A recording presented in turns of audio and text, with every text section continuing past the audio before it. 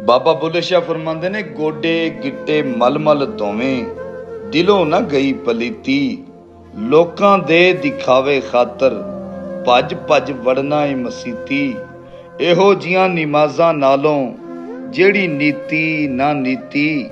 ਚੱਲ ਬੁੱਲਿਆ ਉੱਥੇ ਪੜੀਏ ਜਿਨ੍ਹਾਂ ਕਦੀ ਕਜ਼ਾ ਨਹੀਂ ਕੀਤੀ। ਅਕਲ ਆਖਦੀ ਰੱਖਣੀ ਨਜ਼ਰ ਨੀਵੀਂ, ਇਸ਼ਕ ਆਖਦਾ ਵੇਖਣਾ ਚਾਹੀਦਾ ਏ।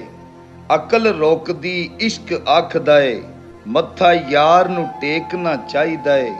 ਅਕਲ ਆਖਦੀ ਸਾਂਭ ਝੁੱਗੇ ਨੂੰ ਤੇ ਆਪਣਾ ਆਪ ਸਮੇਟਣਾ ਚਾਹੀਦਾ ਏ। ਇਸ਼ਕ ਆਖਦਾ ਝੁੱਗੇ ਨੂੰ ਕੀ ਕਰਨਾ, ਝੁੱਗਾ ਸਾੜ ਕੇ ਸੇਕਣਾ ਚਾਹੀਦਾ ਏ।